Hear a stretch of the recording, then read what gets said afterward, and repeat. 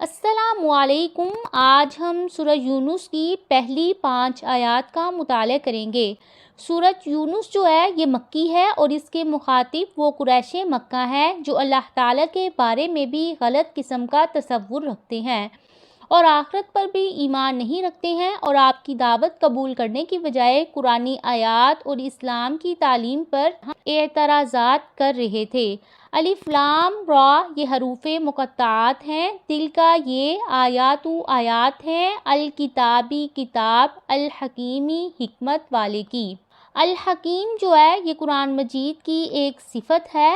اس کا مطلب یہ ہے کہ یہ دانائی اور حکمت سے بھری ہوئی ہے۔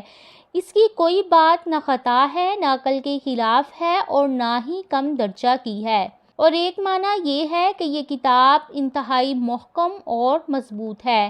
اس کی آیات میں کوئی باہمی اختلاف نہیں ہے، نہ ہی اس کے حلال و حرام اور حدود و احکام کبھی منسوخ ہوں گے۔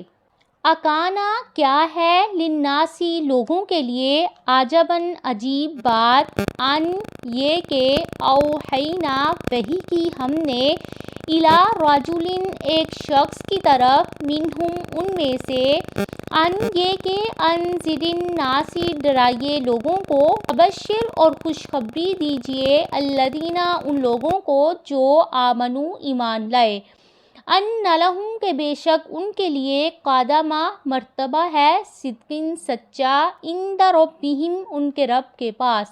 قال کہا، الکافرون کافروں نے، ان بے شک، ھذا یہ، البتہ جادوگر ہے، مبین کھلم کھلا۔ اس آیت میں ان مشرکوں کا پہلا اعتراض یہ تھا کہ یہ کیسے ممکن ہے کہ یہ شخص جو ہم جیسا ہی ایک آدمی ہے، ہماری طرح زندگی بسر کرتا ہے، کھاتا پیتا ہے، بازاروں میں چلتا پھرتا ہے، وہ اللہ تعالیٰ کا رسول ہو۔ اس کا جواب اللہ تعالیٰ نے متعدد مقامات پر دیا ہے کہ انسانوں کی رہنمائی کے لیے صرف انسان ہی رسول ہو سکتا ہے جو انہی کی زبان بولتا ہے اور سمجھتا ہے۔ اگر وہ کسی اور جن یعنی فرشتہ یا جن ہوتا تو دونوں ہی صورتوں میں یہ رسالت کا مقصد فوت ہو جاتا، اس لیے انسان اس سے مانوس ہونے کی بجائے وحشت محسوس کرتا۔ پھر وہی اعتراض آتا، یہ تو ہماری ہی طرح کا انسان ہے۔ اللہ تعالیٰ نے اس آیت میں رسول بھیجنے کا مقصد بھی بتایا ہے، لوگوں کو ان کے برے انجام سے آگاہ کرے اور انہیں اللہ تعالیٰ کے احکام پہنچا دے اور بتلا دے کہ عزت صرف ان لوگوں کے لیے ہو سکتی ہے جو اس کی تعلیم کو تسلیم کریں۔ لہٰذا لوگوں کو تو یہ سوچنا چاہیے کہ آخر اس بات میں تعجب کیا ہے۔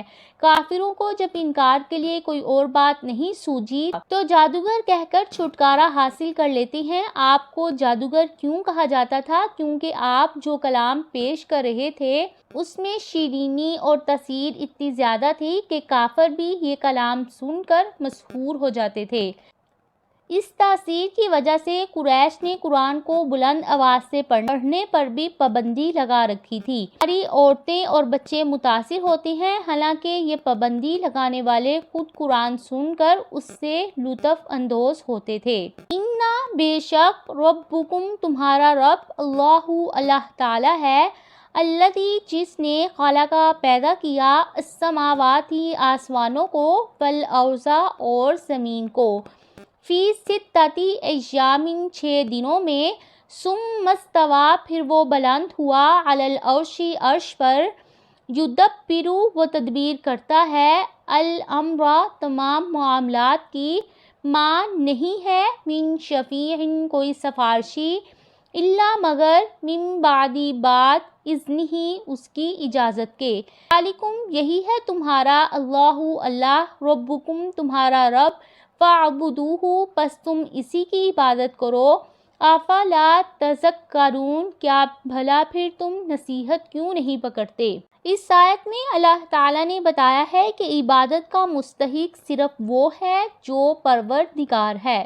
اس آیت سے ربوبیت کے دلائل اور ان کے نتائج کا آغاز ہو رہا ہے۔ پہلی دلیل کہ اللہ تعالیٰ ہی نے زمین اور آسمان کو 6 ایام میں پیدا کیا، یعنی یہ کائنات از خود وجود میں نہیں آئی جیسا کہ دہریوں کا خیال ہے۔ پھر عرش پر قرار پکڑ لیا، پھر وہ کائنات کو پیدا کر کے بیٹھ نہیں گیا جیسا کہ بعض گمراہوں کا خیال ہے، بلکہ اس کا پورا انتظام چلا رہا ہے۔ شمس و قمر اور ستارے سب اسی کے حکم کے مطابق گردش کر رہے ہیں۔ اس کا رعب اور تصرف اتنا زیادہ ہے کہ کوئی اس کے سامنے کسی دوسرے کی سفارش بھی کرنے کی جرأت نہیں رکھ سکتا، الا یہ کہ وہ خود ہی کسی کو سفارش کی اجازت دے۔ لہٰذا ان سب باتوں کا تقاضا یہ ہے کہ تم لوگ اسی با اختیار اور مقتدر ہستی کے علاوہ کسی کی عبادت نہ کرو، کیونکہ وہی تمہارا پروردگار ہے۔ الیہ، اسی کی طرف، مرجعکم، تمہارا لوٹنا ہے، جمیعاً سب کا، وعدہ ہے، اللہ تعالیٰ کا، حقاً سچا۔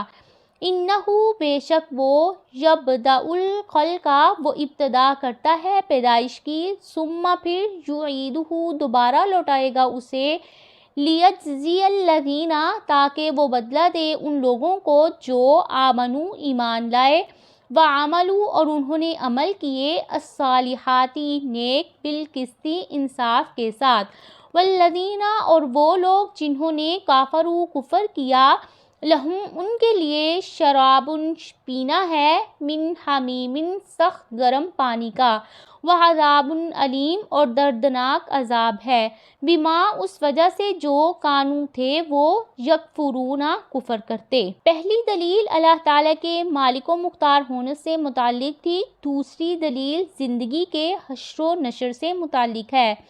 اللہ تعالیٰ فرماتے ہیں کہ جس نے تمہیں پہلی بار پیدا کیا، کیا مرنے کے بعد دوبارہ پیدا کرنا پہلے کی نسبت زیادہ آسان ہے؟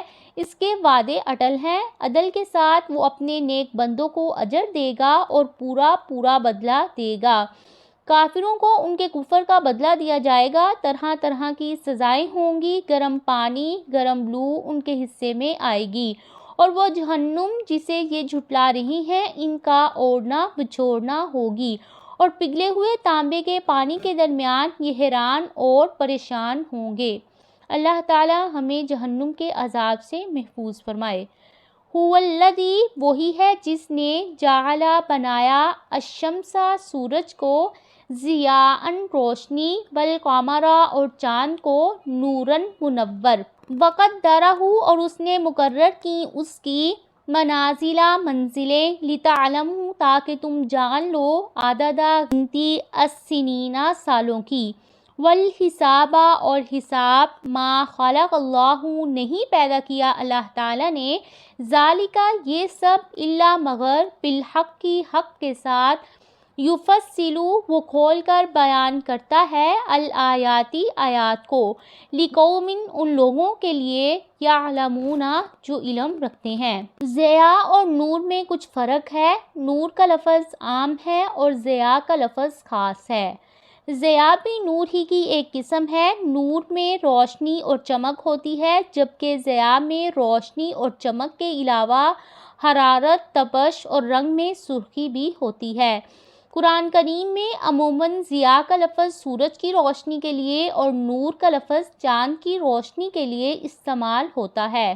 وقدرہ، منازل، یعنی چاند کی منزلیں مقرر فرمائیں کہ وہ ہر روز گھٹتا اور بڑھتا ہے۔ اگرچہ سورج کی بھی منزلیں مقرر ہیں، جس کا ذکر اگلی آیت میں آ رہا ہے، مگر چاند کا 28 منزلوں میں روزانہ شکل بدل کر آنا، پھر 1 یا 2 دن چھپ کر نئے سرے سے طلوع ہونا، تاریخ اور ماہ اور سال کے تعین کے لیے زیادہ آسان اور قابل عمل ہے۔ اس لیے شریعت کے تمام احکام، مثلاً حج، روزہ اور کفارہ وغیرہ بھی اسی سے متعلق ہیں۔ ما خلق اللہ ذالک، یعنی اللہ تعالیٰ نے یہ سب کچھ بے فائدہ اور بے مقصد پیدا نہیں فرمایا ہے۔ یہ تفصیل علم اور فہم رکھنے والوں کے لیے ہے، کیونکہ بے علم اور بے سمجھ لوگوں کو اللہ تعالیٰ کی ان نشانیوں کے بیان سے کچھ فائدہ حاصل نہیں ہوتا ہے۔ یہ تھی آج کی آیات جن کا ہم نے مطالعہ کیا۔